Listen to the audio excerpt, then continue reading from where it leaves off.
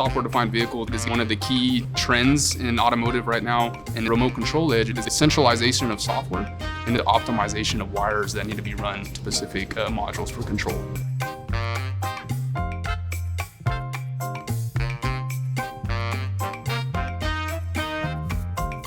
I lead a team that focuses on body electronic systems worldwide. So we're working closely with both OEM and Tier 1 manufacturers. I am a systems manager within a centralized automotive systems team focusing on body electronics and lighting.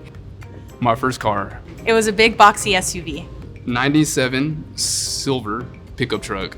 It had a backup camera, which I thought was super awesome as a 16-year-old trying to pass my driving test. Besides the cassette that now today would definitely be super retro, outside of that, really cruise control was like my only electronic feature that I really had. In general, I think vehicles have come a really long way.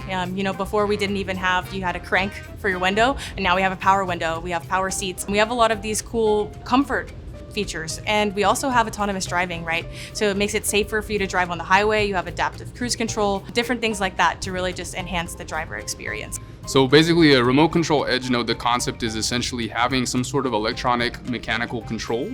The local processing is not happening in that edge node. That's where you get the name remote control.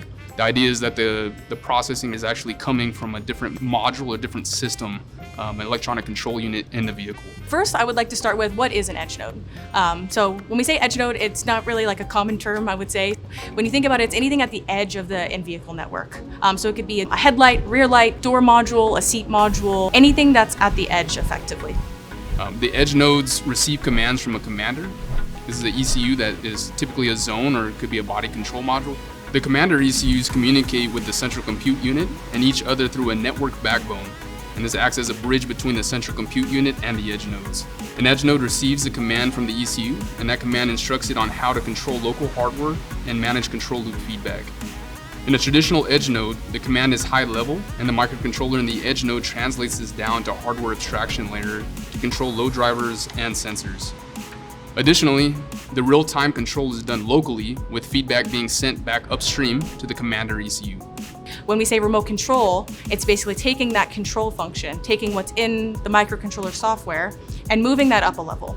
We're taking it up a level to, say, a commander ECU in that case. So then the commander is now making all those decisions. It's commanding your window lift to go up, go down, turn your headlight on and off. Two main benefits of basically remote control edge is ultimately centralization of software, and the idea you can control multiple pieces of hardware in the car from one centralized place.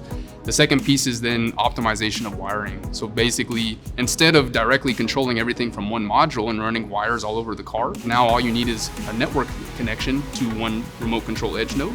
And essentially you can now remotely control all those functions. It's a really exciting time because we have a lot of different trends. We have stuff happening on the power side with 48 volts. We have things happening with in-vehicle networking with like a high-speed Ethernet backbone, as well as the different protocols happening for the remote control edge. And it's just a matter of when are these different OEMs going to implement these trends. We're going to be seeing a lot of these in the next 10 years.